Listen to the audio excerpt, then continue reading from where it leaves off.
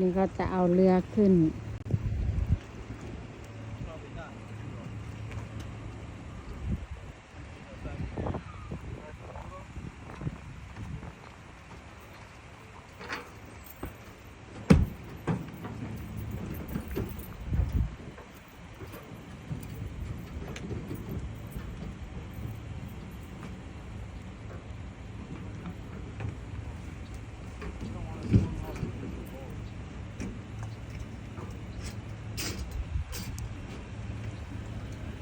เราจะเอาเรือขึ้น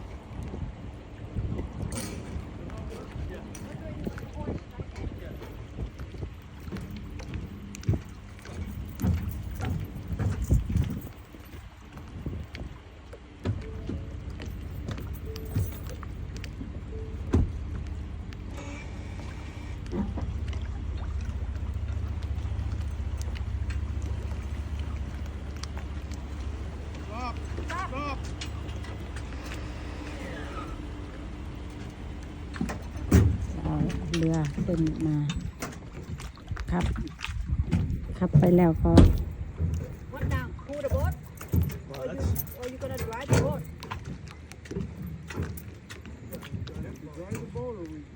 You're gonna drive the boat up.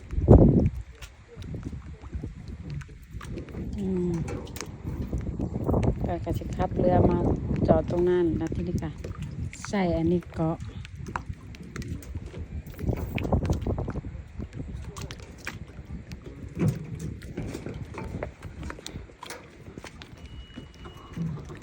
ลงไปเกาะไหมเดี๋ยวจะลงไปเกาะให้ Hey, it's okay. Give me that rope.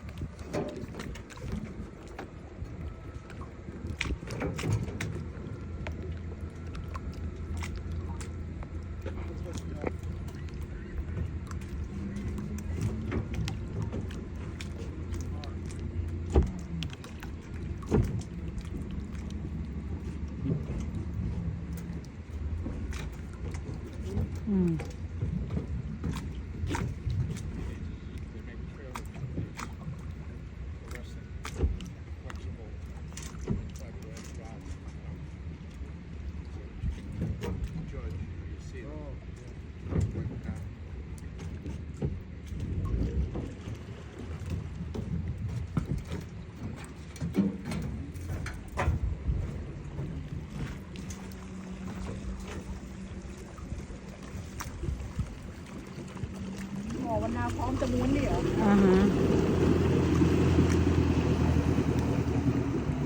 ถ้าพ่อใหญ่จิ้มนี่เท่แท้กับตันเนี่ย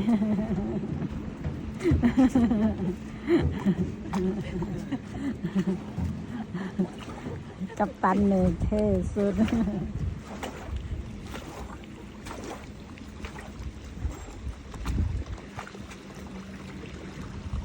ต้องลีลาให้ไม่ได้จังหวะใช่ไหมจังหวะมาละ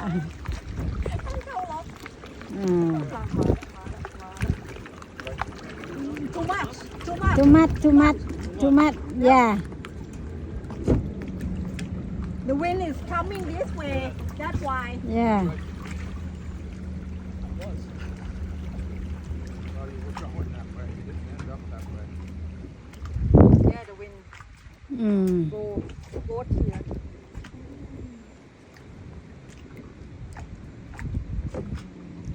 ตอนขึ้นนี่ยากกว่าตอนลง ตอนลงแค่กระจอดปล่อยลงไหลลงเลยไงแต่ตอนขึ้นมันต้องเข้าให้ได้ช่องมัน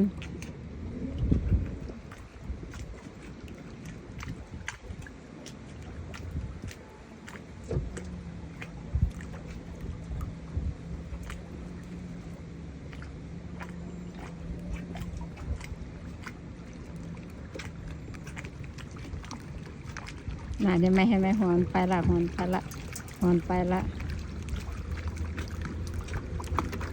อาแกนอีกครั้ง You want to come this side instead. พัดโกได้ละเนื้อนึ่งพี่ We're almost there. I think what's happening. Bob, pull that up a little bit, will you? Who what? The truck? Yeah. Make sure I got this grip. he cannot see line right Hold on, Bob.